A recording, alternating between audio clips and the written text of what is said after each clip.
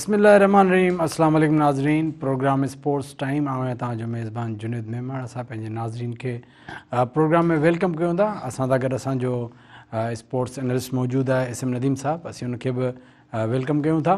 नाज़रीन, world cup में Australia India खे शिकस्त ॾेई 6 दफ़ो आलमी चैम्पियन बणिजी वई। ऑस्ट्रेलिया जी उहा वाहिद टीम आहे जंहिं एतिरनि दफ़ा वर्ल्ड कप खटियो आहे। अगरि ॿिए नंबर ते ॾिठो वञे त इंडिया ऐं वेस्ट इंडीज़ आहे जंहिं ॿ वर्ल्ड कप खटिया आहिनि। त इन में मार्जिन अगरि ॾिठो वञे त तमामु वॾो मार्जिन आहे। ऑस्ट्रेलिया अकेली टीम 6 वर्ल्ड कप खटिया आहिनि ऐं हिकु वॾी अचीवमेंट आहे। हालांकि हिन दफ़े अगरि ॻाल्हि कजे फेवरेट जी, असां लास्ट टाइम बि डिस्कस कयो ऐं जेके बि ॻाल्हियूं हलियूं पियूं या जेको बि राउंड मैचिस जी रिज़ल्ट हुई त उन में इंडिया जेका हुई बिल्कुलु नाक़ाबिल शिकस्त हुई ऐं इहा ई होप हुई त इंडिया तमामु घणी फेवरेट आहे वर्ल्ड कप जी। पर ऑस्ट्रेलिया उनखे फाइनल में ॾिसजे त बिल्कुलु वन साइडेड शिकस्त ॾेई छॾी। मतिलबु इहो न थियो जो को मुक़ाबिलो थिए हा। जेका ऑस्ट्रेलिया जी जेका प्लैनिंग हुई, ऑस्ट्रेलिया जेका जंहिं क़िस्म जी गेम खेॾी त इंडिया खे बिल्कुलु बि रांदि में वेझो अचणु न ॾिनो। शुरू खां वठी करे आख़िर ताईं जेका रुगो विच में अगरि ॾिठो वञे थोरी अगरि विराट कोहली जी पंहिंजो केएल राहुल जी जेका पार्टनरशिप थी उन में कुझु न कुझु भला हो। उन खां पोइ वरी जेका स्टार्टिंग में जेका इंडिया बॉलिंग कई, 3 आउट कया त कुझु न कुझु आसिरो थियो। पर उन खां पोइ जेका ट्रेविस हेड बैटिंग कई, तमामु शानदार बैटिंग कई। उन सां गॾु लबूशन बि तमामु बहितरीनु बैटिंग कई त हिकिड़ो जेको थोरो घणो आसिरो बिल्कुलु ख़तमु थी वियो। ऑस्ट्रेलिया जो अगरि तव्हां अगरि ट्रैक रिकॉर्ड ॾिसो त 99 में बिल्कुलु जीअं हींअर इंडिया फेवरेट हुई त उन टाइम ते पाकिस्तान जी टीम फेवरेट हुई त उन टाइम ते बि बिल्कुलु वन साइडेड पाकिस्तान खे मैच हरायो। उनखां अलावा जॾहिं श्रीलंका फेवरेट हुई त श्रीलंका खे फाइनल हरायो। जॾहिं न्यूज़ीलैंड फेवरेट हुई त न्यूज़ीलैंड खे हरायो। त ऑस्ट्रेलिया हिकिड़ी पंहिंजी हिकिड़ो फाइनल में जेको प्रेशर हैंडल करण जो जेको हुनजो या हुनजी रांदि खे जेका स्ट्रेंथ आहे, मेंटल स्ट्रेंथ आहे, तमामु घणी स्ट्रॉन्ग आहे ऐं ऑस्ट्रेलिया हिकु दफ़ो वरी साबित कयो त हूअ सभ खां बहितरीनु टीम आहे। इंडिया जे लाइ हिकिड़ो जेको डरावना ख़्वाबु हो, छो त इंडिया चाहियो थिए त जेको हुननि जो हिकिड़ो 1.25 लख क्राउड आहे उन जे अॻियां पंहिंजी टीम खे खटी ईंदा। हिकिड़ो हुननि जे लाइ हिकिड़ो हिस्टोरिकल मूवमेंट हुजे जेकर इंडिया अहमदाबाद में जेकर विन करे हा। पर ऑस्ट्रेलिया जेको कमिंस चयो था, मूंखे ख़ुशी थींदी त आउं मतिलबु इंडिया जे पूरे स्टेडियम खे ख़ामोश करायां त उन ते उहो हुन साबित कयो ऐं ऑस्ट्रेलिया बहितरीनु रांदि जो मुज़ाहिरो कयो ऐं इन दी एंड जो वर्ल्ड चैम्पियन थी ऑस्ट्रेलिया थी। त असां जेको पहिरियों सेगमेंट आहे उन ते इनशाला असां वर्ल्ड कप जी जेको आख़िरी लम्हा अथव, आख़िरी कड़ी फाइनल, उन ते डिस्कस कंदासीं। नदीम भाई, क्या समझते हैं कि आपने कहा था कि इंडिया, पहले तो आपने 90% कहा था, फिर आपने थोड़ा मैंने आपको नीचे लेके आया तो फिर आप 60-40 तक आए थे, लेकिन अब क्या समझते हैं कि ऑस्ट्रेलिया उस टाइम पे वाकई ऐसा था या ऑस्ट्रेलिया की टीम ज़्यादा स्ट्रांग थी या बैलेंस थे, क्या कहेंगे आप? देखिए, हम तो फैक्ट्स एंड फिगर्स के हवाले से ही बताते हैं और जो इंडिया ने परफॉर्म किया लीग मैचेस में और सेमीफाइनल के अंदर वो वन साइडेड मैचेस थे तकरीबन, ठीक है ना। कोई भी उनके करीब भी नहीं आए, कोई भी टीम, चाहे वो ऑस्ट्रेलिया का राउंड मैच देख लें आप, इंग्लैंड से अगर उनका हुआ है या पाकिस्तान से हुआ है, तो उस बेहाफ पर ही जो है, और जो हम जो बैठ कर तजिया करते हैं वो फैक्ट एंड फिगर्स के हवाले से करते हैं कि भाई ये फिगर्स हैं, ये फैक्ट्स हैं, उस प्लेयर ने ये किया, और तमाम लोग पूरी दुनिया में वो ऐसे ही करते हैं। जहाँ तक आपने कहा कि भाई ऑस्ट्रेलिया का जीतना, ये मैं इसको अपसेट कहूँगा। ऑस्ट्रेलिया ने एक किस्म से अपसेट किया फाइनल के लिए। इंडिया जो है वो हॉट फेवरेट थी। अपसेट नहीं कह सकते सर। नहीं, देखे ना, जो जितने भी क्रिकेट के पंडित हैं उनकी सबकी जवानी यही है। अच्छा, उसमें क्या क्या जो मकसद चीज़ें जो इन्वॉल्व रही वो तो अब जो वहाँ पर जो लोग मौजूद थे, जैसे वो पैट कमिंस ने एक दिन पहले जाके जो है वीडियो बनाई है पिच की, ठीक है ना। फिर उन्होंने स्ट्रेटेजी बहुत अच्छी की इसमें। उन्होंने बॉल जो है वो अमलाइका से नाफ से नीचे बॉल ही नहीं की है इनको। शुरू में जो है उन्होंने जो है ना शॉर्ट पिच डिलीवरीज पर जो है ज़्यादा जोर दिए रखा, तो वो 1-2 शॉटें लगती थी, उसके बाद कोई ना कोई गलती करता था प्लेयर और वो आउट हो जाता था। ऐसे ही जो है उन्होंने जो सडनली उसको मैक्सवेल को चेंज कर दिया एज ए स्पिनर, उसने उसको रोहित शर्मा को आउट कर दिया। तो ये सारी चीज़ें जब, अच्छा, ऑस्ट्रेलिया को जो बूस्टअप मिला वो मिला अफगानिस्तान से जो मैच था उसमें इनका बूस्टअप बहुत ज़्यादा बूस्ट मिला, इनको मोरल हाई हो गया। तो इन्होंने कहा कि हम कर सकते हैं। उसके बाद आप देखें कि उस मैच के बाद जो है मैक्सवेल ने जो इनिंग खेली थी, उसके बाद आप थ्रू आउट जो है इनके बकिया मैचेस देखेंगे तो इन्होंने आउटस्टैंडिंग परफॉर्मेंस दी। नो डाउट बड़ा अच्छा खेले। अब इंडिया की अब कमज़ोरी पे बात हो सकती है, क्योंकि पहले तो ऐसा था कि लग रहे थे कि अनबीटन है और जो भी आता था परफॉर्म करता था। हम भी जब डिस्कस किया है, जो भी बोलता था इंडिया की इतनी बड़ी बैटिंग लाइन है, हालांकि बैटिंग लाइन सबकी इतनी होती है, 7-8 बैट्समैन हर टीम नॉर्मली खिलाती है, 5 प्रॉपर होते हैं, फिर एक विकेट कीपर हो जाता है, फिर आपका एक ऑलराउंडर है, तो सबकी परफॉर्मेंस होती है, परफॉर्मेंस होती है। तो ये जो एक्सपोज नहीं हो रहे थे, अब फाइनल में क्या कहेंगे कि परफॉर्म नहीं हुआ या बुरी तरह एक्सपोज हुए? नहीं देखें, परफॉर्म तो वो कर ही रहे थे, हम एक्सपोज नहीं कह सकते इसको, उनसे परफॉर्मेंस हो ही नहीं, ठीक है ना, प्रेशर को हैंडल नहीं कर पाए। अच्छा आप देखें कि उनके जो फाइनल को हटा के तमाम मैचेस में देख लें, उनके बॉलर्स ने आउट क्लास बॉलिंग की, उस मैच में उनकी वो बॉलिंग ही नजर नहीं आती शुरू में। असल में टारगेट छोटा होता है और बैटिंग वाली टीम रिलैक्स होती है, तो फिर वो बॉलिंग होती भी नहीं है। अगर यही टारगेट अगर 280-90 होता तो इंडिया की बॉलिंग हमें नजर आती कि ज्यादा अच्छी है। मैं बॉलर्स को इतना ब्लेम नहीं करूंगा, इंडिया की जो मुझे हारने की वजह समझ आती है कि स्टार्ट में जो शुभमन गिल की विकेट और जो शहजाद अय्यर की जो विकेट गिरी, वहां से टीम बैकफुट पे चली गई। अच्छा, फिर इसमें एक और क्या कहेंगे कि विराट कोहली ने और केएल राहुल ने जो बैटिंग की, क्या समझते हैं कि उनकी ठीक प्लानिंग थी? क्योंकि इतना लंबा लेके जाना कि हम एंड में हिटिंग करेंगे, क्या ये प्लानिंग ठीक थी या उनको थोड़ा इस इनिंग में इम्प्रोवाइज करना चाहिए था? नहीं देखिए, उनको इम्प्रोवाइज करना चाहिए था। और देखिए अब क्रिकेट तो एक बॉल का खेल है, चाहे वो विराट कोहली हो या बाबर आजम हो, कोई भी दुनिया का ग्रेट से ग्रेट जो है बैट्समैन जो है वो भी एक बॉल के ऊपर, अच्छी बॉल के ऊपर आउट हो जाता है। तो उनको जब वो खेले थे उस टाइम इम्प्रोवाइज करना था और थोड़ा सा रन बढ़ाने चाहिए थे। तो वो बहुत स्लो खेले, जिसकी वजह से नुकसान क्या हुआ कि जब उनकी विकेट गिरी है तो बाकी आने वाले भी जो है वो अंडर प्रेशर आ गए और फिर ये रन बिल्कुल कम हो गए। अच्छा, अब इसमें अगर हम जिम्मेदार ठहराएं तो शुभमन गिल और अय्यर को ठहराएंगे कि उनके आउट होने की वजह से टीम बैकफुट पे चली गई, या ज़्यादा ब्लेम हम कोहली को और केएल राहुल को करेंगे कि उनको वो जब वो सेट हो गए थे कि उनको स्कोर ऐसे लेवल पे कम से कम लेके जाते कि पीछे वाले उसको अच्छे टारगेट तक पहुंचाते? किसको ज़्यादा ब्लेम देखिए, करेंगे? मेन प्लेयर तो इनके रोहित शर्मा और विराट कोहली और ये केएल राहुल यही थे जो सीनियर भी हैं। शुभमन गिल है या सुरेश अय्यर हैं, वो तो अभी नए प्लेयर ही हैं, इतना ज़्यादा उन्होंने इंटरनेशनल क्रिकेट खेली नहीं है, तो इनके ऊपर ही जाता है। टोटल टीम डिपेंड भी इनके ऊपर ही कर रही थी कि ऊपर से रोहित शर्मा जो वो हिटिंग किया करते थे, हालांकि उन्होंने जो 1-2 छक्के भी मार दिए, उसके बाद भी वो हिटिंग के लिए गए, सिचुएशन को समझे नहीं, 47 पे आउट हो गए। अच्छा, विराट कोहली और केएल राहुल वो भी बिल्कुल ठीक खेल रहे थे और उस टाइम लग रहा था कि ये तकरीबन 300 के आसपास जो है वो स्कोर कर जाएगी, लेकिन क्या हुआ कि वो एकदम में जो उन्होंने भी गैर जरूरी शॉट खेले और उसकी वजह से जो है वो inside edge Virat Kohli out हो गए, फिर वो भी आउट हो गए। अच्छा, एक चीज़ मुझे इंडिया की, वैसे बैटिंग लाइन की बड़ी तारीफ की जाए जितनी कम है, लेकिन एक जो मुझे है ना बैटिंग, उस पर मैं बात करूंगा, जो स्काई अपना है, जो नहीं स्काई जिसको कहते हैं, वो जो अपना सुरेश अय्यर, नहीं जो एंड में जिसने जो हिटिंग के लिए आया था, एक तो जडेजा है, फिर वो अपने वो क्या नाम है, हार्दिक पांड्या है। अरे नहीं, वो जो आउट हुए थे स्लो वन बॉल पे जो मार्क स्काई जिसको कहते हैं, बहरहाल। अच्छा, हाँ, तो उनकी बैटिंग के हवाले से क्या कहेंगे कि वो इतना क्लिक नहीं कर पाए क्योंकि उनकी बैटिंग ऐसी थी? सूर्य कुमार यादव, सूर्य कुमार यादव, सॉरी मेरा नाम थोड़ा जहन में नहीं आता, स्काई इसको कहते हैं। तो सूर्य कुमार यादव जो है वो एक ऐसा था कि सब होप कर रहे थे कि वो यहाँ से हिटिंग करेंगे और एक रिस्पेक्टेबल टारगेट तक पहुंचाएंगे, लेकिन इस नंबर पे जब भी हमने देखेंगे इस तरह के बैट्समैन होते हैं कि जो बड़ी अच्छी हिटिंग कर से, अगर माजी में देखा जाए पाकिस्तान में भी शाहिद अफरीदी होते थे और अपना अब्दुल रज़ाक होते थे, तो इस तरह के होते हैं, या ऑस्ट्रेलिया के मैक्सवेल हैं। तो आप क्या समझते हैं कि इंडिया की ये चॉइस बेहतर थी? क्योंकि मैं समझता हूँ कि वो जिस बॉल का वेट कर रहे थे वो ये था कि उसको तेज़ बॉल दी जाए तो वो इधर जो ट्रिकी शॉट्स मारे, लेकिन उसको बॉल सब मिल नहीं रहा था और वो बड़ा एक्सपोज हुआ। क्या कहेंगे कि ये जो चॉइस थी ये ठीक थी या इसके किसी और को खिलाना चाहिए था? नहीं, किसी और को खिलाना चाहिए था। देखें, ऑस्ट्रेलिया के हुआ करते थे माइकल बेवन, शायद आपको याद होगा। याद है।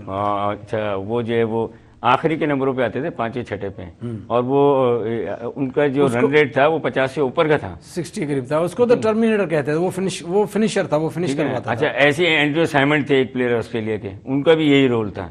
तो ये जो लेकिन आपने जो रोल डिफाइन किया वो मिडल ऑर्डर में जो एंड फिनिश कराते थे, मैं उसकी बात कर रहा हूँ जो एंड में जब 5, 6, 7, 8 ओवर आपको हिटर की जरूरत होती है कि भाई आके कोई जैसे पाकिस्तान के बाद अभी आसिफ अली थे एंड में, तो मेरे हिसाब से ये इंडिया की जो चॉइस थी वो अच्छी नहीं थी। सूर्य कुमार यादव हिटर नहीं है, वो डीविलर टाइप के, जैसे वो ऐसे इधर एक्रोबैटिक टाइप के प्लेयर हैं, हाँ उस तरह शॉट, और ऑस्ट्रेलिया ने उसको रीड किया था, ऑस्ट्रेलिया पूरा उस पर स्टडी करके आया था, उसको वो बॉल ही नहीं दिया कि वो मारे, हालांकि उसको शॉर्ट पिच दे रहे थे जो वो चाहता थे, लेकिन स्लो वन थे तो बड़ा एक्सपोज हो गए। चलें जी, वक्त हो गया है एक शॉर्ट कमर्शियल ब्रेक है। नाज़रीन, वक्त है साई जो अचूं था किराना वञो असां गॾु रहिजो।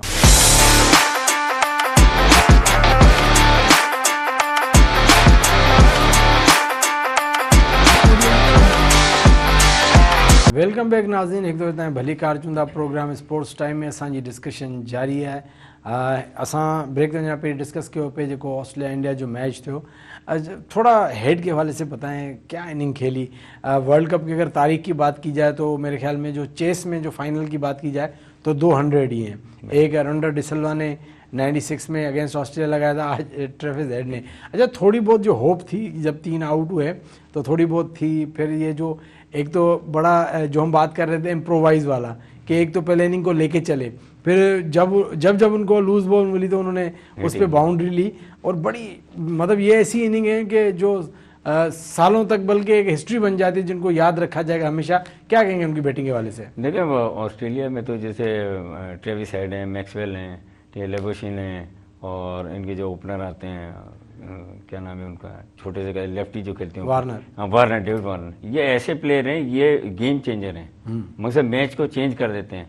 तो वही ट्रेविस हेड ने किया कि जो है वो शुरू में तो जो है बड़ा उन्होंने स्टडी गेम किया, उसके बाद फिर जो वो आहिस्ता आहिस्ता वो खुलना शुरू हुए, जब वो एक कंफर्टेबल जोन में आ गए तो फिर आप देखेंगे उन्होंने जो है वो 46-47 ओवर में जो वो मैच को कितना हार्ट ब्रेकिंग था। एक आपको एक कंफर्म हो कि आपने जीतना है और आपका एक बॉलीवुड भी पूरा बैठा हुआ था, एक तकरीबन जो भी सेलिब्रिटीज़ थे या जो भी पॉलिटिकली जो भी खासतौर पे उनके प्राइम मिनिस्टर भी बैठे थे, तो उनके लिए कितना हार्ट ब्रेकिंग था कि भाई वो एक कंफर्म, उनको तो मतलब कंफर्म था कि हमने वर्ल्ड कप चैंपियन बनना है।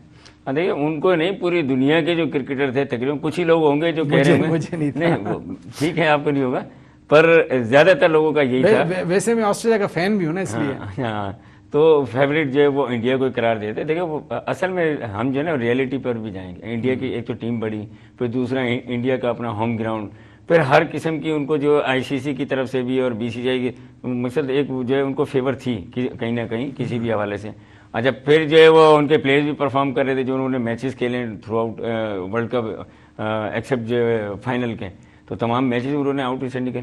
तो उन्होंने तो मैंने सुना एक वीडियो देखी थी, उसके अंदर ये भी देखा कि उन्होंने तो रिहर्सल भी कर ली थी कि मेडल कैसे पहनने हमने। अच्छा ठीक है ना, मतलब इस टाइप की चीजें भी एक्टिंग में तो वैसे ही वो, हाँ, तो वो उन्होंने पहले ही जो है वो वीडियो इनकी आई हुई है सब लोगों की। पर मैंने एक जेस्चर देखा उनका, नरेंद्र मोदी का, वो बड़ा अच्छा लगा कि वो ड्रेसिंग रूम में गए प्लेयर्स के बाद, हारने के बाद, और एक एक प्लेयर से उन्होंने शेकेंड किया और उनको बकअप किया बिंगे वजीर। हालांकि अच्छा, मैंने वो वीडियो देखी है, वो मुझे किसी ने गलत वीडियो भेज दी, उसमें डबिंग हुई आवाज़ की, वो थोड़ा मैम टाइप का। हाँ, वो बनाई होगी डेफिनेटली, लोग बना रहे हैं अब तो। अच्छा, फिर देखे ना वो इरफान पठान, कुछ चीज़ें ऐसी हुई कि उसने जो पाकिस्तान से अफगानिस्तान जीता उसने डांस किया, फिर हमारे जो हीरोज थे उन्होंने भी डांस किया लाइव, ठीक है ना। तो ये टीजिंग चीज़ें जो है वो चलती रहती है। अच्छा, ये खूबसूरती भी है क्रिकेट की कि भाई जो है वो उधर से भी कुछ हो रहा है, यहाँ से भी कुछ हो रहा है। तो तमाम जो पाकिस्तानी वो दुआ ऑस्ट्रेलिया के लिए कर रहे थे कि ऑस्ट्रेलिया जीत जाए, और वो ऑस्ट्रेलिया जीत गया। तो ये सारा था ओवरऑल जो वर्ल्ड कप को अगर देखा जाए तो बेहतरीन वर्ल्ड कप कराया इंडिया ने। इंडिया ने जो चांस, गोल्डन चांस मिस किया है, क्या समझते हैं कि ऐसा गोल्डन चांस फिर कब मिलेगा इंडिया को? क्योंकि आपकी होम कंडीशंस, होम क्राउड, हर चीज़ आपके एडवांटेज में, टीम आपकी सबसे बेहतरीन, और आप ना जीत पाए तो ये क्या समझते हैं कि ये कि फिर कब ऐसी सिचुएशन फिर आएगी? देखिए इस वक्त जो इंडिया की टीम थी शायद ही इतनी बड़ी टीम कभी रही हो, 2011 में भी नहीं थी। ठीक है ना, अभी तो हर प्लेयर उनका, जिस आप बैटर को देख लो, बॉलर को आउटस्टैंडिंग परफॉर्मेंस दे रहे थे सब, ठीक, शामी है या उसके अलावा शुभमन गिल को देख लो, अय्यर को देख लो, विराट कोहली, रोहित शर्मा, मतलब जो स्पिनर्स को देख लो आप, कोई मुझसे ऐसा प्लेयर नजर नहीं आ रहा था कि कहीं पे उनका लूप होल है या कोई वीक है। तमाम स्पिनर, फास्ट बॉलर, ठीक है ना, ओपनर, मिडल ऑर्डर। मुझे एक वीकनेस नजर आई इंडिया की टीम में, जो सूर्य कुमार यादव की जो स्पॉट था, अगर आपने एक बैट्समैन को सिर्फ इसलिए रखा हुआ है कि जैसे आप देखेंगे उन्होंने जडेजा से बाद भेजा, मतलब उनके माइंड में यही था कि जडेजा थोड़ा और गेम को आगे लेके चले ताकि वो आगे हिटिंग करे। तो जब आप एक बंदे को बिठा के बैठेंगे यार हिटिंग करेगा और उसकी हिटिंग के टाइम पे वो हिट ना कर पाए, तो मैं समझता हूँ ये बड़ा एक इंडिया के लिए एक थोड़ी देखें, वो वैसे ही सूर्य कुमार यादव जो है ऊपर खेलने वाले बैटर हैं। हाँ। नीचे खेलते ऐसे नहीं तो है, जब आप ठीक ऊपर है? वाले हों हाँ, तो आपको एकदम में नीचे कर दिया जाए। हालांकि रविंद्र जडेजा जो है उनके वो अच्छी हिटिंग करते हैं, ठीक है ना, उनको पहले करते हैं और उसको बाद में कर देते हैं। आप जितनी भी इनिंग देखेंगे जडेजा की, उन्होंने मतलब आप ये कहना चाहते हैं कि ये जो चॉइस थी इस नंबर के लिए ठीक नहीं थी। एक तो ओपनर थे, उनको आपने मिडिल ऑर्डर किया, फिर आपने उससे एक्सपेक्ट किया कि वो आगे हिटिंग करेंगे, तो यहाँ पे एक कमजोरी नजर आ रही है इंडिया की। बिल्कुल। देखें, अगर टेक्निकली भी बात की जाए तो जब ओपनर आता है तो बॉल की शेप और उसकी बॉल की जो हार्डनेस कुछ और होती है। जब आप ओवर खेल लेते हैं 10 तो कुछ और हो जाती है, 20 के बाद अच्छा वो तो आए आखिर में 40 ओवर के बाद, तो उस टाइम पे बॉल की शेप भी कुछ और थी, बॉल सॉफ्ट हो गई, तो उनकी जो टाइमिंग थी या जो भी हिटिंग का जो उनका रेंज वो सब कुछ चेंज हो गया उनके। और उस टाइम पे वो जो स्लो वन बड़ा अच्छा हो रहा था और उसका रिवर्स भी थोड़ा बहुत हो रहा था। ऑस्ट्रेलिया ने फायदा भी पूरा उठाया और पूरा रीड करके आए थे, पूरा उसको प्लानिंग के तहत फंसाया। चलें जी, बहरहाल नाजरीन, फाइनली ऑस्ट्रेलियन क्रिकेट टीम के मुबारक हुजे, उन्होंने खटियो इंडियन के hard luck. So part of the game cricket. मैंने मेम देखा था, उसमें लिखा हुआ था कि अगर मजमून अच्छा हो तो जो एक टीचर जो है वो उस्ताद कह लें या टीचर कह लें, वो 1.25 लाख जो है वो लोगों को चुप करा सकता है।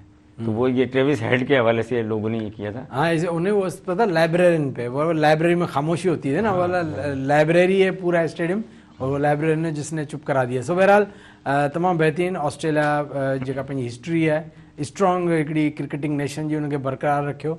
ऐं असल में जंहिंमहिल तव्हांजी टीम सां तव्हांजी सचाई हूंदी आहे, जंहिंमहिल तव्हांजी जेको 2 नंबरी न हूंदी आहे, तव्हां मेरिट खे, हालांकि अगरि ऑस्ट्रेलिया क्रिकेटिंग कंट्री कोन्हे, अगर तव्हां हींअर हालांकि हैदराबाद में अगर तव्हां ऑफिशियली ॾिसो अगरि पाकिस्तान में, त हैदराबाद जा जेके ॻोठ आहिनि उते मतिलबु एॾी काउंट कोन्ह थींदो। पर आउं तव्हांखे गारंटी थो ॾियां, हीअ शाम जो टाइम आहे, शाम जे टाइम ते तव्हां हींअर कंहिं बि रोड रस्ते ते तव्हांखे तक़रीबन क्रिकेट खेॾंदे ॿार नज़र ईंदा। टेबल हुजे, कहिड़ी बि हुजे, को हर गली घटी में मतिलबु क्रिकेट थिए थी। त जिते एॾी क्रिकेट हुजे, एतिरो क्रिकेटिंग लविंग नेशन हुजे, उते जी क्रिकेट टीम जी पोज़ीशन इहा हुजे त मख़सूस हिकिड़ा इलाइक़ा आहिनि जिथां प्लेयर मुंतख़िब थिए थो, त इन में बोर्ड जी पॉलिसियुनि खे नज़रसानी करणु तमामु ज़रूरी आहे। ऑस्ट्रेलिया क्रिकेटिंग कंट्री कोन्हे। अगरि न्यूज़ीलैंड जी ॻाल्हि कजे, तमामु नंढड़ो मुल्क आहे। न्यूज़ीलैंड जी टोटल आबादी 5 मिलियन आहे, 50 लख। असांजे कराची जी आबादी बि सम्झो त हुनजे अधु जेतिरी बि कोन्हे, तॾहिं बि हुनजी टीम एतिरी स्ट्रॉन्ग आहे। असांजी 22 करोड़ जी आबादी में टीम स्ट्रॉन्ग न, त असांजी पॉलिसीज़ में तमामु घणो मसइलो आहे। सो बहरहाल ऑस्ट्रेलिया के मुबारक हुजे, जेका सच्चाई हूंदी है वो नज़र अची वेंदी है। अच्छा, क्या कहेंगे, अब थोड़ा आते हैं टॉपिक चेंज करके, इसी से थोड़ा जो मैंने बात की उससे रिलेटेड करके, और पाकिस्तान क्रिकेट टीम अनाउंस हो गया, और क्या समझते हैं कि टीम की जो सिलेक्शन है वो ठीक थी या नहीं? क्योंकि हमने देखा है कि हमने 12 बार ये डिस्कस किया है कि डोमेस्टिक परफॉर्मर को अहमियत देनी चाहिए। टेस्ट स्क्वाड था, टेस्ट कायज़म ट्रॉफी आपकी होती है 4 रोज़ा, तो उसका परफॉर्मर आप ले सकते हैं। हम टॉप 10 की बात करते हैं, टॉप 5 की बात करते हैं, लेकिन जो नंबर 1 पे हो उसको आप थोड़ी तो इज्जत दें। अगर आप मुझे ये लॉजिक समझ नहीं आती कि अगर एक बंदा अभी परफॉर्म कर रहा है तो करंटली वो फॉर्म में है, तो उसको भी सिलेक्ट करना चाहिए। क्या समझते हैं कि साहिबजादा फरहान जो टॉप स्कोरर थे उनको लेना चाहिए था या नहीं? देखिए, एज ए अगर आप परफॉर्मेंस वाइज बात करें तो लेना चाहिए था बिल्कुल, लेकिन इसमें एक और चीज़ जो मैं समझता हूँ कि जो हमारे ओपनर्स अभी खेले हैं टेस्ट के अंदर वो भी बेहतर हैं। तो अब उनकी जगह स्पेस कैसे बनेगा? अगर साहिबजादा फरहान को भी अगर ले लेते हैं, देखिए अब्दुल्ला शफीक आपका 11 का प्लान अलग होता है, 15 का प्लान अलग होता है। आप 11 प्लेयर लेके जाते हैं, फिर बैकअप के लिए लेके जाते हैं। मैं नहीं कह रहा कि ट्रॉफी के परफॉर्मर को आप उठा के एकदम खिला दें, भाई उसका हक बनता है वो स्क्वाड शेयर करे, स्क्वाड में आ जाए, 15 की टीम में आ जाए, ट्रेवलिंग स्क्वाड में आ जाए, फिर वो वहाँ पे नेट करेगा, उनके साथ माहौल शेयर करेगा। जब आपको जरूरत ठीक लगेगी भी हाँ अब इसको रिप्लेस करके इसको, तो तब ऐसे ही होता है। क्या समझते हैं कि इतना हक नहीं बनता? नहीं, बिल्कुल होता है। आप देखें ना, असल में कप्तान भी ओपनर हैं, ठीक है, अब्दुल्ला शफीक भी, इमाम उल हक भी, 3 तो ओपनर्स हो गए हमारे पास। फिर मिडिल ऑर्डर में आप आ जाएं, बाबर आजम वन डाउन खेलते हैं। लेकिन टेस्ट में देखें, टेस्ट में एडजस्ट हो जाता है। आप किसी को ओपनर को मिडिल ऑर्डर कर भी दें तो चल जाता है, इतना कोई इशू नहीं है। देखें, आपने खुरम शहजाद जो टॉप विकेट टेकर है उनको आपने स्क्वाड में रखा है। अब इसका मतलब ये तो नहीं आप उनको जाते ही पहला मैच खिला देंगे। लाजमी बात है आप पहले अपने मैन स्ट्रेंथ के साथ जाएंगे, लेकिन वो स्क्वाड में होगा, सीखेगा। तो उसका भी तो ऐसे हक बनता है ना यार। देखिए ना अब, अच्छा अब चौथा मैं आपको बताऊं, साइम अयूब, वो भी ओपनर। अब देखिए ना कितने लोगों को टीम में अगर अकोमोडेट किया जाए तो सारे चले ओपनर हैं वो। अच्छा साइम अयूब सिलेक्ट हो जाते हैं, साहिबजादा फरहान नहीं होते, क्या समझते हैं कि साहिब अयूब टेस्ट मैच इसके लिए क्या राइट चॉइस है? देखिए जो अभी साइम अयूब ने जो परफॉर्म किया है जिस तरीके से, मकसद कायद-ए-आज़म ट्रॉफी देख लें आप या वनडे कप देख लें, फिर वो तीनों फॉर्मेट में मुसलसल परफॉर्म करते आ रहे हैं साइम अयूब ना, और फिर उनको एक इंटरनेशनल एक्सपोजर ऑलरेडी मिला हुआ है, एक कॉन्फिडेंस भी उनको होगा यकीनन कि भाई वो मुख्तलिफ किस्म मुल्कों में जाके लीग्स भी खेल रहे हैं और सारी चीज़ें कर रहे हैं, और फिर पाकिस्तान कलर भी एक उनको लगा हुआ है T20 में, तो इस वजह से शायद उनको प्रेफर किया गया। देखिए साहिबजादा फरहान भी पिछले 4-5 साल से परफॉर्म ही कर रहे हैं, ऐसा नहीं है कि नहीं है, वो टीम के साथ भी मेरे ख्याल से 1-2 मरतबा रहे हैं, फिर वो बाहर हो गए। असल में क्या है कि हमने ये देखना है कि प्लेयर जो हम ले रहे हैं तो वो किसकी जगह फिट करना है। अगर हम 4 या 5 ओपनर लेकर जा रहे हैं तो उसमें हमने फिर बॉलर भी 1-2 रिजर्व में रखने हैं, स्पिनर भी 1-2, फिर एक कीपर भी रिजर्व में होगा, तो फिर टीम में गुंजाइश थोड़ा सा कम हो जाती है। या तो ये कि ओपनर ही ड्रॉप कर दें हम, ठीक है ना। अब इमामुल्लाह को और अब्दुल्ला शफीक ने बहुत अच्छी परफॉर्मेंस दी है टेस्ट के अंदर जो प्रीवियस सीरीज़ हुई है। अच्छा शान मसूद खुद कैप्टन है वो, ठीक है ना, और फिर साइम अयूब उन्होंने भी कायद-ए-आज़म ट्रॉफी में भी किया है, और फिर मैंने सारी चीज़ें बताई उनकी। तो अभी फ़िलहाल तो मुझे ये लगता है कि टीम बेहतर है। जैसे कायद-ए-आज़म ट्रॉफी में आपने कहा खुर्रम शहजाद हैं, उनको भी इसी में से लिया गया कि वो टॉप विकेट टेकर थे, तो ये सारी चीज़ें भी असल में मेरे सवाल का जो मकसद है ना वो ये है कि देखें एक नौजवान प्लेयर मेहनत करता है, उसकी उम्मीद यही होती है कि हम परफॉर्म करके खेलेंगे। आपके पास फॉर्मेट बहुत हैं डोमेस्टिक के, बहुत ज़्यादा फॉर्मेट है। सबसे जो टॉप फॉर्मेट आप जिसको काउंट करते हैं वो कायद-ए-आज़म ट्रॉफी, वो आपका सबसे जो बिगेस्ट फॉर्मेट है। उसका एक बंदा नंबर 1 हो, अगर वो मुंतखब नहीं होता तो जो पीछे जो खेलने वाले हैं वो तो डिसहार्ट होंगे, यार जब यही नहीं खेल सका तो हम कैसे खेलेंगे जो ग्रेड 2 परफॉर्मर हैं या जो 5वें 6ठे नंबर पे हैं। तो एक मैसेज तो जाता है ना आपका। देखिए फिर उसके लिए आपने मैकेनिज्म बनाना पड़ेगा। मैकेनिज्म क्या होगा कि कायद-ए-आज़म ट्रॉफी बाबर आजम भी खेलें, अब्दुल्ला शफीक भी खेलें, इमामुल हक भी खेलें, फिर उसमें से जो नंबर 1 आता है या जो भी टॉप होते हैं उनको आप फिर टीम में लें। अच्छा सर, ब्रेक पे जाने से पहले बात को फिनिश करते हैं। अब हारिस रऊफ टेस्ट खेले हुए हैं, ठीक है, लेकिन वो फर्स्ट क्लास कोई खातिर खा नहीं खेले। ये हमारे आलमिया यही है कि हम देखो साइम अयूब का टीम में मुंतखब होना, ये मैंने बात इसलिए की थी कि उसको एक मीडिया का एक्सपोजर मिला हुआ है। हम T20 की परफॉर्मेंस देख के हम बड़ा जल्दी डिसाइड करते हैं कि यार इसको आना चाहिए, हम कोई क्लिप देख लेते हैं, हम उसको नहीं देखते कि यार रिकॉर्ड क्या कह रहा है, ट्रैक रिकॉर्ड क्या कह रहा है, वो नहीं देखते। साइम अयूब का जल्दी मुंतखब होना भी एक मीडिया का एक ट्रॉफी में किया है, लेकिन जो टॉपर है वो टॉपर है, वो भी 3-4 साल से। आप की पॉलिसी किसी प्लेयर के लिए कुछ होती है, किसी के लिए कुछ होती है। चले जी, डिस्कशन जारी रहेगी। नाज़रीन वक्त थे डिसाइड हो चुका, कुछ देर में आसान कर रह जाओ।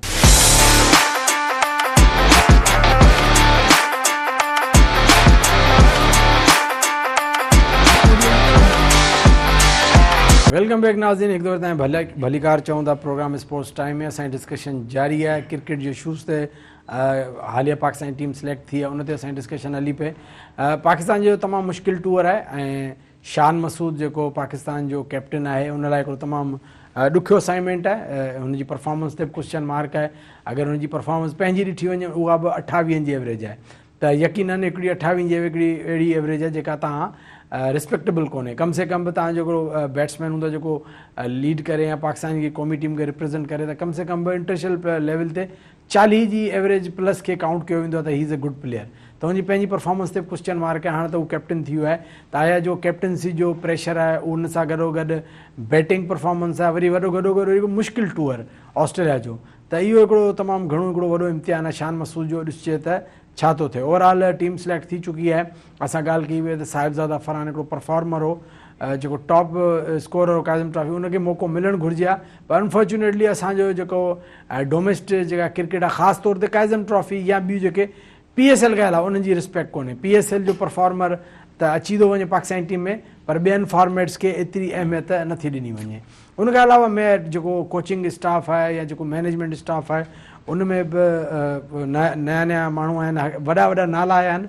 मैनेजमेंट स्टाफ हफीज़ को पहले एक जिम्मेदारी मिली, फिर हेड कोच की जिम्मेदारी मिल गई, और इसके अलावा स्पिन कोच सईद अजमल हैं, fast bowling coach Umar Gul हैं, और भी कौन कौन के कोच बने। हनीफ मलिक साहब को रखा है पाकिस्तान। हाँ, हनीफ मलिक हैदराबाद से उनका ताल्लुक है। ये तो एक बहुत अच्छी बात है कि हैदराबाद का एक एक यंग और एक बड़ा मेहनती, एक गरीब घराने और का ताल्लुक। वो कहते हैं ना कि वो technically sound coach. Technically sound, और एक जो एक बंदा एक सीख सीख के जो ऊपर जाता है। एक तो आता है ना मम्मी डैडी, जैसे अभी हफीज को कोच बना दिया, अब हफीज अभी रिटायर हुए हैं, अभी हेड कोच बना दिया। ये देखिए, ये नाइंसाफी है।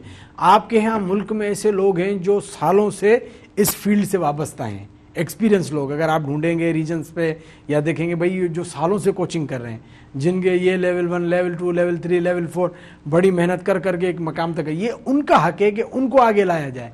लेकिन होता है कि हम नाम पे जाते हैं। अब मोहम्मद हफीज को कोच बना दिया, अब मोहम्मद हफीज को पता है करना कुछ नहीं है, अब शाहिन आफरीदी को क्या बताएंगे हफीज भाई कि भाई क्या करना है। आपको पता है कि वो पहले से ही इतना सीखे हुए हैं, हो सकता है कि वो ज़्यादा जानते हो। बहरहाल टेक्निकली बातें तो आपको कोई बता देता है, नई बात कि भाई इस तरह वो हो जाता है, लेकिन उनको पता है कोच का ऐसा कोई काम है नहीं जो ऑफ द फील्ड बहुत ज़्यादा काम है।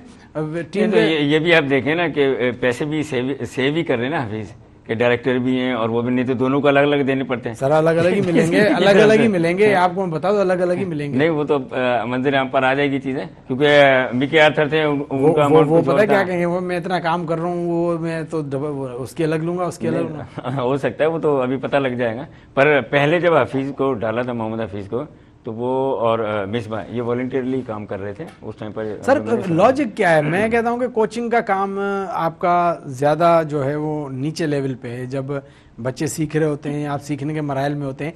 एक टूर जो आपका मिसाल के तौर पे एक अंदाज़ा लगा लें कि आपका 20 दिन का टूर है, ठीक है, जिसमें 15 दिन तो आपने मैच खेलने हैं। उससे 5 दिन पहले जो आप जाएंगे उसमें आपके 1-2 ट्रैवलिंग का होता है, 1-2 रेस्ट का होता है, फिर आपने उसमें 1-2 प्रैक्टिस में जो नेट सेशन, जो उसमें 2 या 3 दफ़ा नेट सेशन होगा, उसमें कोच क्या सिखाएगा जो आप नई चीज़ सीखेंगे, जिसके लिए आप इतने पागल होते हैं कि मिकी आर्थर को हमने पता नहीं उसको बोला आप ऑनलाइन सिखाओ। क्या सिखाते हैं ये ऑनलाइन 2 दिनों में, क्या सिखाते हैं? नहीं सिखाना तो क्या है, जो बाबर आजम को कोई सिखा सकता है क्या? बाबर आजम जिस क्लास के बैटर हैं अपने, उनका देख लो आप। अच्छा, वो भी 2 दिन में ऑनलाइन क्या सिखाएंगे वो बताएं। असल में क्या होता है, कोच का जो मेन रोल होता है वो होता ही है कि टीम का मोरल हाई रखें, ठीक है ना, उनकी मेंटोरिंग करें, उनकी जहाँ खामियां हैं उनको पॉइंट आउट। अच्छा देख कितने लोग लगे होते हैं कि वो analyst, video analyst, cricket analyst और ट्रेनर और पता नहीं, ये सारे लोग जो है वो टीम को संभाल रहे होते हैं। तो उसमें इन्होंने यही देखना होता है कि प्लेयर जो है वो अगर मिस्टेक कर रहा है तो कहाँ कर रहा है, ठीक है ना। बाकी तो सिखाने का अमल तो उनका जो शुरू में था वो हो गया, ठीक है ना। एक बाबर आजम वर्ल्ड नंबर 1 है या शाहिन शाह अफरीदी वर्ल्ड नंबर 1 है। देखिए जो टेक्निकली छोटी छोटी बातें होती है वो तो आपको चलते घूमते फिरते, जैसे आपकी बाबर आजम की सचिन तेंदुलकर से मुलाकात हो गई तो उसने कोई टिप दे दी कि भाई मैंने आपकी बैटिंग में ये चीज़ थोड़ी कमी देखी है। विराट कोहली से मुलाकात, जावेद मियांदाद ने दिया। आपको लेजेंड से आपकी मुलाकात होती है तो वो आपको यहाँ सुनील गावस्कर हो गए या वेम रिचर्ड हो गए, वो आपको जब मिलते हैं तो आपको कोई ना कोई छोटी चीज़ बता देते हैं, या हमारे शोएब अख्तर है, वसीम अकरम में जब मिलते हैं। लेकिन स्पेशली जो कोच होते हैं मतलब उनके लिए इतना ज़्यादा क्यों होता है कि भाई ये कोच वो भी 3-4 दिन के लिए क्या ऐसा सिखाते हैं? नहीं सिखाते तो क्या होंगे, लेकिन मैंने पहले ही जिक्र किया ना कि ये इनको क्या सिखाएंगे, वो मेन रोल इनका यही है कि टीम को यकजान रखना, ठीक है, उनकी मेंटोरिंग करना। तो उसके लिए तो आपको ज़्यादा बेहतर है एक मेंटोर चाहिए जो टीम को जेल करे, या ज़्यादा ज़रूरी है? मतलब ये भी इन्होंने नाम दिया, बीच में मेंटोर आ गए थे, कोई डायरेक्टर आ गया, फिर कोच आ गया, तो ये मुख्तलिफ नाम है, फंक्शन एक ही है इनका तकरीबन, कि जो वो अपने प्लेयर्स की चीज़ों को देखना। बाकी तो ये कि आप देख रहे हैं कि फ्रेंचाइज सिस्टम में अगर आप चले जाएं, अगर लीग हो रही है उसमें मेंटोर भी आपको मिलेगा, डायरेक्टर भी मिलेगा, ठीक है ना। उधर काम डिफरेंट हो जाता है। एक डेकोरेशन होगी, एक शो हो गया, एक मतलब कि एक ज्यादा से ज्यादा बड़े नामों को एंगेज करना, ये है कि मतलब नाम हो गया कि भाई ये भी हमारे साथ, ये भी करना, उन्होंने कुछ भी नहीं है। असल में डोमेस्टिक लेवल पे या नीचे ग्रास रूट लेवल पे बहुत ज़्यादा कमी है इन चीज़ों की है। इवन हमारे पास कितने अजला होंगे जिन पे के पास ग्राउंड नहीं है, तो कितने अजला जिनके पास प्लेइंग राइट्स नहीं है, कितने अजला हैं जहाँ पे बच्चों को एक प्रॉपर सिस्टम में नहीं लाया जा रहा, उस पर काम क्यों नहीं हो रहा? देखें आप जो पिछले 5-6 साल की अंडर 19 पाकिस्तान की टीम उठा लें, ठीक है, अब प्रॉपर अंडर 19 हो रही है, अभी भी हुई है, 18 रीजन ने पार्टिसिपेट किया, ठीक है ना। मैं ग्रास ऐसे ही अंडर 16 में चले, अंडर 16 अंडर 19 का फेज एक ऐसा होता है कि उससे अगर प्लेयर निकलता है तो फिर पाकिस्तान के लिए आ जाता है, ठीक है। तो मैं उसका स्पेशली इसलिए जिक्र कर रहा हूँ, 16 का इसलिए नहीं कर रहा कि 16 से 19 में आएगा। तो आप मुझे ये बताएं कि जो अंडर 19 में हमारे टॉप परफॉर्मर थे वो कौन सी पाकिस्तान की टीम में खेल रहे हैं, कहाँ नजर आ रहे हैं आपको? आप मुझे बताएं, 1-2 के अलावा, ठीक है ना। मुझे तो नजर नहीं आया। रोहिल नज़ीर डोमेस्टिक खेल रहे हैं, हैदर अली वो भी डोमेस्टिक में चले गए। अच्छा, उससे पहले कराची से कप्तान वो होते थे मोहम्मद हसन जो कोयटा में खेले, उनका भी अभी कहीं पता नहीं। ऐसे कई प्लेयर्स हैं जो अंडर 19 के बाद जो है वो कहीं आपको सर्किट में नज़र नहीं आएंगे डोमेस्टिक के अलावा, ठीक है ना। उसकी वजह क्या है? ये हमारा सिस्टम ऐसा है या हम लोग काम सही नहीं कर रहे हैं? हम क्या है कि हम उस तरीके से काम ही नहीं कर पा रहे हैं, ठीक है ना। हम जो है वो कहते हैं ना, एक बच्चे को मौका दे दे उसको वो कहते हैं ना गा गा के गवैया, तो जो टैलेंट है वो तो नज़र ही नहीं आ रहा कहाँ से। अब आप किसी को प्लेटफॉर्म इतना दे रहे हैं कि वो हर किस्म की वो सहूलतें भी ले रहा है, हर किस्म की चीज़ें भी उनको मिल रही हैं, ठीक है, फिर भी वो ऊपर जाके कुछ नहीं कर रहे हैं। तो वही खुदारा पाकिस्तान की 22-25 करोड़ की आबादी है, आपको एक से एक बॉलर भी मिलेगा, एक से एक जो वो बैटर भी मिलेगा और बाकी फील्ड के भी मिलेंगे, कीपर भी मिल जाएंगे अच्छे। हमारे यहाँ सबसे बड़ा अलमिया क्या है कि सिस्टम, ठीक है ना, लोगों के बदलने से नहीं होगा, सिस्टम को हमने जो है ना वो एक जो वो कहते हैं ना कि पिलर टाइप बनाना, उसको वो एक सिस्टम बना दें, फिर जो आ रहा है उस सिस्टम पर के अंदर रहते हुए काम करें। हमारा सिस्टम नहीं होगा, लोग कभी कोई आ रहा है कभी कोई आ रहा है, तो वो कोई कान यहाँ से पकड़ लेता है, कोई कान वहाँ से पकड़ लेता है। मतलब कि जो काम करना है वो नहीं करते। मतलब कि आपके अगर काफ़ी डिस्ट्रिक्ट देखें जो प्लेइंग राइट जहाँ पे नहीं है, ग्राउंड नहीं है, वहाँ पे बच्चे टेबल खेल रहे हैं या कोई ऐसी क्रिकेट खेल रहे हैं, लेकिन उनको अगर आप सिस्टम में लाएंगे तो वो खुद ही उनसे टैलेंट निकलेगा। लेकिन केयर टेकर मकसद पीसीबी अभी मकसद वो एडहॉकिज्म ही चल रहा है पीसीबी में, कोई मकसद इलेक्शन तो हुए नहीं है। अब मुझे ये बताएं कि उनके ऊपर लोग मीडिया पे बैठ कर तनकीद भी करते होंगे, प्लेयर्स का भी प्रेशर होगा, फिर इंडियन या दूसरे मुल्कों का वो भी एक प्रेशर है, तो सारी चीज़ों को प्रेशर हैंडल। अब मुझे वो बताएं कि बेहतरी की तरफ कब जाएंगे नीचे ग्रास रूट लेवल पर, जब वो उन्हीं मसाइल में इतने उलझे हुए हैं, ठीक है, उन मसलों से निकलेंगे। तो बीच में क्या हुआ, एशिया कप इंडिया ने कहा हम खेलेंगे नहीं पाकिस्तान में, फिर वो एक इशू खड़ा हो गया, उसके लिए कितनी मीटिंग हो रही है, कभी यहाँ जा रहे हैं कभी वहाँ आ रहे हैं, ठीक है ना, फिर वो उन्हें हाइब्रिड मॉडल पेश किया। तो इस किस्म की कई चीज़ें जो है पीसीबी के जो बैठे हुए चेयरमैन हैं या जो भी लोग पीसीबी को चला रहे हैं वो इन चीज़ों को फेस कर रहे होंगे, ठीक। फिर बीच में सेंट्रल कॉन्ट्रैक्ट का इशू आ गया प्लेयर्स का, तो जब इन चीज़ों से वो बिल्कुल एक तरफ हो जाएंगे कंफर्टेबल जोन में, फिर ग्रास रूट लेवल पर देखेंगे। अच्छा, हमारे यहाँ फिर चेयरमैन जल्दी जल्दी चेंज हो जाते हैं, ठीक है ना, कभी कोई आ जाता है कभी कोई आ जाता है, तो ये मुदाखलत, ये इंटरफेरेंस, ये चीज़ें जो है ना, अब दूसरे मुल्कों के प्लेयर जो है वो उनकी परफॉर्मेंस क्यों अच्छी है, उसकी एक वजह ये भी है कि उनके जो बोर्ड को जो चलाने वाले लोग हैं वो मुसलसल वही हैं। आप इंडिया की मिसाल ले लें, अगर बोर्ड से कोई हटता है, सौरव गंगोली, ठीक है ना, एक बहुत बड़ा नाम है, पहले वो आईसीसी में भी रहे, फिर इंडिया के भी रहे, अगर अभी वो आपको वर्ल्ड कप में नजर नहीं आए कहीं, ठीक है, शायद वो हट गए हैं जो भी, कभी उनके मुंह से आपने बुराई नहीं सुनी होगी कि यार ये हो गया वो हो गया। अच्छा, हमारे जो हटता है वो टीवी पे बैठ के शुरू हो जाते हैं कि भाई ये, फिर वो आ जाते हैं, फिर वो, तो ये एक कल्चर बन गया। बिल्कुल, कल्चर पाकिस्तान को सबसे ज्यादा डोमेस्टिक पे काम करने की जरूरत है, जहां और ग्रास रूट पे, बिल्कुल, जहां पे आप तक प्रॉपर क्रिकेट पहुंची ही नहीं है। देखें बायोमैकेनिक्स टाइम कम है, आप वाईसीसीएल के हवाले से बिल्कुल, वाईसीसीएल जो है वो एक जो है वो फ्रेंचाइज सिस्टम है, T25 नया फॉर्मेट है, तो उस पर हम लोग काम कर रहे हैं। आपके शहर के पिरशा, वहाँ रहीम खोसो साहब उन्होंने बड़ी अच्छी मेज़बानी की, शहीद बेनज़ीराबाद और मिटियारी की टीम जो है उनके दरमियान हमने ओपनिंग करवाई थी, मैचेस थी। उससे पहले हमने अंडर 19 जो है टंडोजाम में जो है वो ओपनिंग की थी। तो ये एक नया फॉर्मेट, आपको पता है पाकिस्तान में क्रिकेट का एक जो है वो समझ लेंगे जुनून है लोगों को, तो लोग रास्ते कोई T10 कोई कुछ, तो ऐसी ही T25 उसमें यासीन हुसैन साहब जो है CEO में पहले भी जिक्र कर चुका हूँ, इंडिया से ताल्लुक़ है, तो वो सारी चीज़ों को लुक आफ्टर कर रहे हैं। और अल्हम्दुलिल्लाह हमारे ये सारा वाईसीसीएल का जो फेज़ है ये कंप्लीट होने वाला है फाइनल मराइल में, फिर अप्रैल के अंदर दुबई में या कतर में जो है लीग होगी। ये बच्चे जो रजिस्टर्ड हुए हैं इनमें से शॉर्टलिस्ट होकर वो ऑक्शन के लिए पेश होंगे, जो वहाँ पर सेलेक्ट हो जाएंगे तो फिर वो लीग खेलेंगे। चलिए इंशाल्लाह, और थैंक यू सो मच, आपने बड़ा अच्छा डिफाइन किया हर चीज़ को। नाज़रीन, जो कि प्रोग्राम इहो हो इंशाल्लाह सुभाणे ताईं पे मेज़बान जुनून मेमण के प्रोग्राम स्पोर्ट्स टाइम मां इजाज़त ॾींदा, पंहिंजे लाइ ख़्यालु रखंदा। अल्लाह हाफ़िज़।